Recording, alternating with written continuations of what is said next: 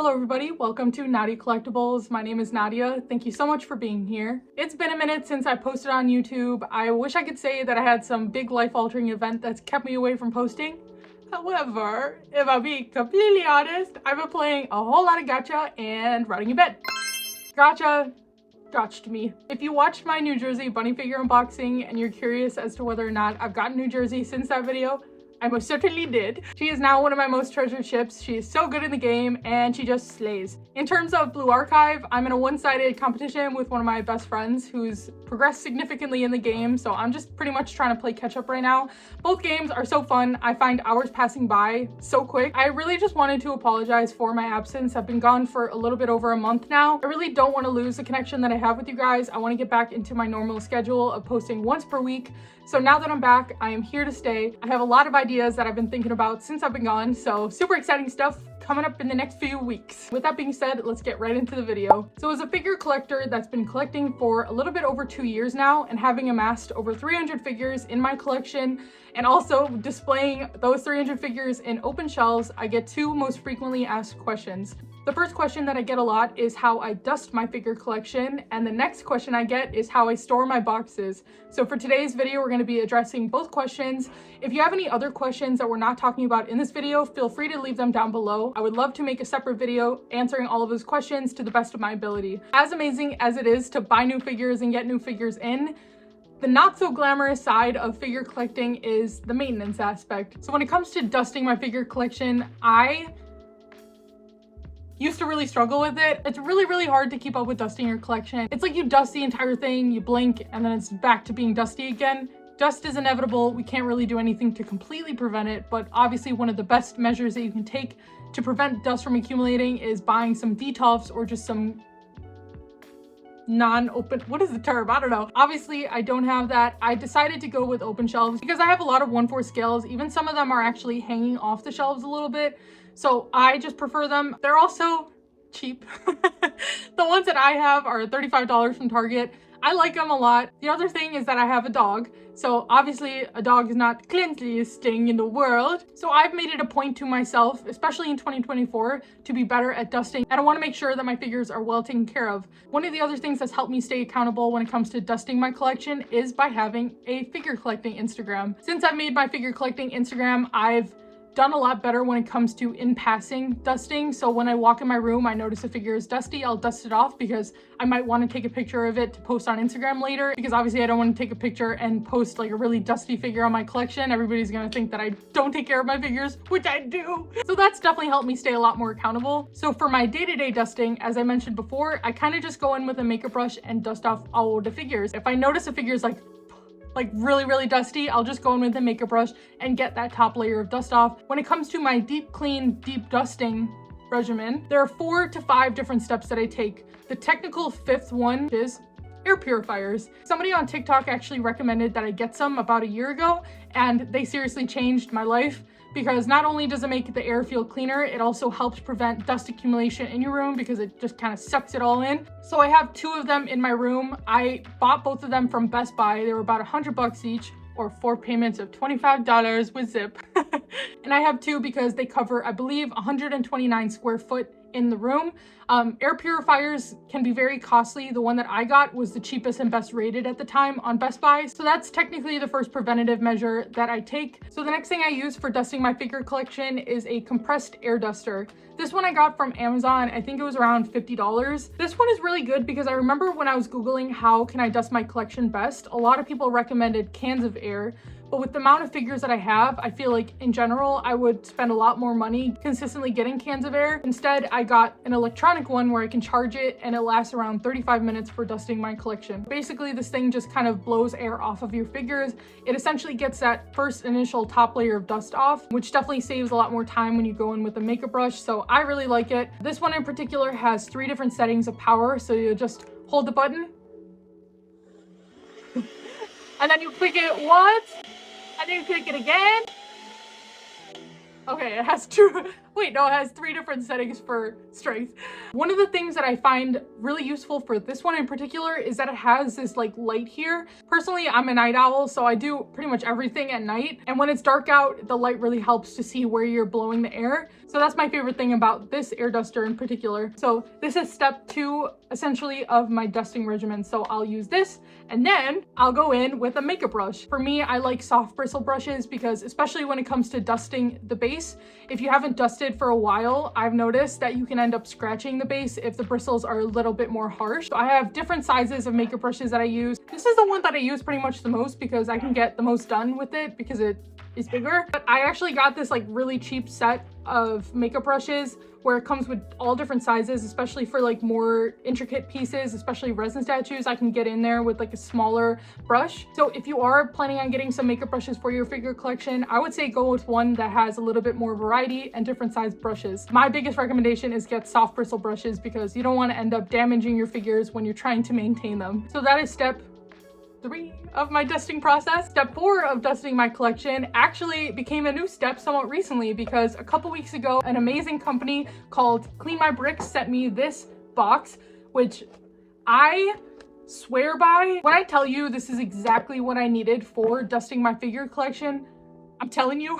No joke, I used to go in with a vacuum on my shelves, like an actual vacuum, and I'd end up doing more harm than good. Like I'd end up sucking in random pieces of my actual figures and then having to go through the vacuum bag and all that stuff. This is literally made for keyboards, Legos, figure collecting. I know this company has sent a bunch of kits to fellow collectors that I follow. I'm so grateful to Clean My Bricks for sending this to me. So the one that I got sent came with 3 different nozzles. So we have this longer one, which is perfect for actually dusting the shelf itself and even the figures bases and stuff. You can kind of just hover over the bases. And then it came with this other one that's literally like a vacuum head. This piece I found very interesting because it looks like a really harsh bristle, but it's actually really soft. This, similar to the compressed air duster, lasts around 35 minutes fully charged.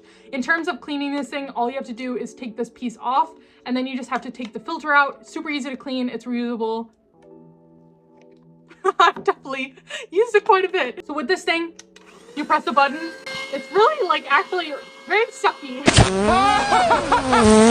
Oh, it's very sucky. If you'd like to purchase a kit for yourself, I do have a discount code with them. If you use code Nadya on their website, you can get 10% off your order. So definitely check this out. I definitely think you should if you're somebody that gets easily stressed out like myself. The last step of my dusting regimen are wet wipes. So once I've dusted my figure collection using the air duster and the makeup brushes, and then I use the vacuum to suck up all the dust, to just completely clear my mind and know that my shelves are sanitized, I'll go in with a wet wipe just to make sure everything is all smells clean. And this will just pick up any dust that maybe wasn't picked up by the vacuum itself. So this is the perfect last step, I think, for dusting the collection. But yeah, that's pretty much how I dust my collection. So again, the first step is to get an air purifier. Then I'll go in with the compressed air duster just to get all the dust off my figures. And then I'll go in with the makeup brush to get even more dust off my figures. And then I'll use a vacuum to clean up everything that was dusted off my figures. And then I'll just finish off with the wet wipe to make sure everything smells clean. So yeah, that's just kind of how I do it. So let's get into how I store my figure boxes. Okay, so here we are in my basement. I just want to start off by saying I have all my boxes in one place. I keep 99% of my boxes. The only boxes that I'm willing to throw out are like prize figure boxes. I have just not been able to get myself to throw away like any scale figure boxes or especially resin statue boxes. Throwing out the boxes I feel like makes shipping the boxes or even just moving with your figures really hard, especially with resin statues. The resin statue foam packaging is literally made for the resin statue itself. Like there's little compartments that are specifically done by the studio to protect the pieces during shipment. So with resin statues, I feel like if you throw the box out, you're pretty much doomed to just doing local pickup if you are planning on selling. So me personally, I just haven't been able to get rid of any of those boxes. I think I've only purchased like 2 or 3 figures without a box, and that's because the figures were being sold at really good prices, because when you do throw out the boxes, you do risk kind of losing a bit of that figure's value because it is a bit more dangerous to ship the figure out. So some people like myself might be a bit hesitant to purchasing a figure that doesn't come with a box. So just keep that in mind if you are planning on throwing some stuff out. Obviously space is finite, so it is a bit challenging when it comes to box storage. I'm really lucky that I'm able to keep everything in one place, but that's probably going to change. I'm already pushing my luck with what I can actually keep and stuff. I don't have any experience currently with storage spaces. it would be hard for me to say how much generally they go for because depending on where you live, the prices completely vary. I know where I live, it's really expensive to actually keep like a small area of storage. So I've pretty much just been cramming everything as much as I can so that I can kind of avoid that. But if I do end up having to get some storage space in the future, I'll definitely make like an updated how I store my boxes video. But for now, we're gonna just talk through the current areas that I have all my boxes displayed. Okay, so here is where I store my boxes.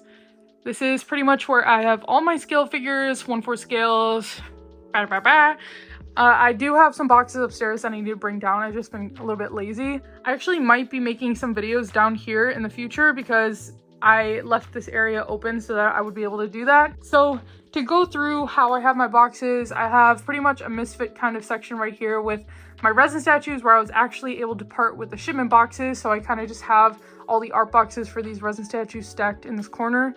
In this little corner right here is just a bunch of random scale figures and like some Figure Art Zero figures. This is again a little bit of a disorganized corner because it's a bunch of 1/4 scales where I don't really have a pairing for. There are a couple that I do, but they're kind of just stacked in this corner. I do have a little bit more consistency here. I did try to organize the bunny boxes, especially by anime if I was able to. So I have my Azur Lane 1/4 scales here. So Duke of York, Prince of Wales, and Taiho are all paired together. Poor Zara up top a little bit. I should probably figure it out, but whatever. I'm not gonna do that right now. And then here I have my 2 Love Rue bunnies down there as well.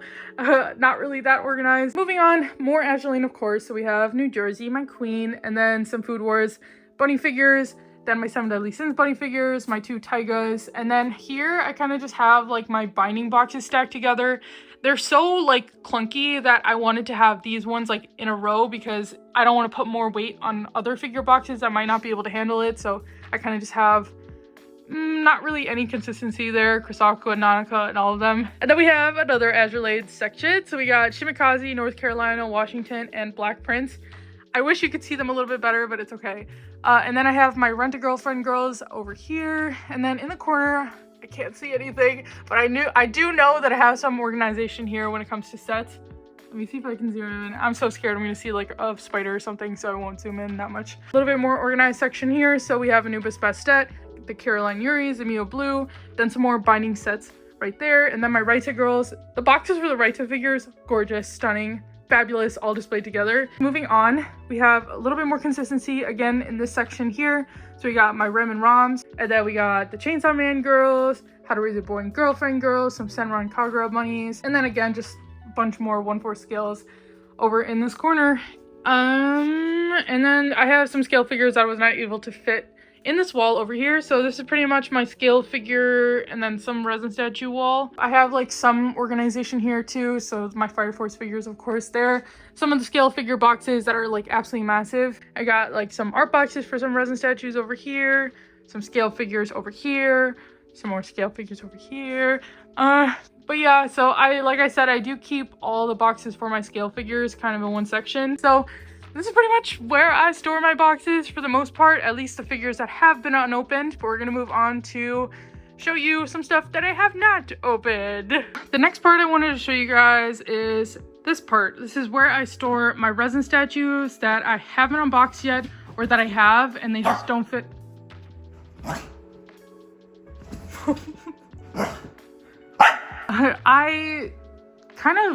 I'm really behind on unboxing stuff. I mean, I guess if you see anything that you maybe want me to unbox soon, let me know down below in the comments. I'd love some guidance on what I should do next. I can kind of just really quickly go through what I have to open. So I have my OPM Studio. I believe this one is my Princess Mononoke one. I know I have I think this one is a Spirited Away one. So I have 2 OPM ones, so 2 Studio Ghibli resin statues. Then I have my Dai Taishi, I believe Zoro 1/3. Then I got a bunch of Naruto stuff. This one, I believe, is Space 7 Studios Naruto. Pretty much majority of these are past the date of if there's any pieces missing, I can get any like help with it. So that's kind of unfortunate, but whatever. This RD Studio one is Kurapika. I'm pretty sure this resin statue has been in my basement since January of like 2022 or 2023. So like over a year now. It's pretty crazy. I need to get to unboxing this one soon. And then I have Yo-Yo Studios Nezuko here. Need to unbox that one as well. I believe this one's LM Studios Shikamaru. We Are Anime Collectors was nice enough to send me some stuff. I can't wait to unbox this stuff. I'm not going to tell you what it is yet because it's a surprise. And then I have, again, Naruto stuff. Randion's Datara Resin Statue. That one's absolutely massive. I'm a little bit scared to unbox it. I believe this one is Dry and the Toad. This one might be Hikari Studios Hinata, like from Haikyuu. Hunter Fan Studios Killua. Cloud Studio Tsunade, I believe. That's pretty much majority of what I haven't unboxed. So if you see anything that you'd like me to unbox in the future, please let me know down below in the comments. Any guidance is welcome. So yeah, this is pretty much just like where I temporarily have my resin statues displayed. Obviously I can't take up 2 rooms with boxes, so this might be potential storage space in the future. Thank you so much for watching my video today. I hope you enjoyed it. If you like this video, go ahead and give it a like. Subscribe if you'd like to as well, and I'll see you guys later. Bye.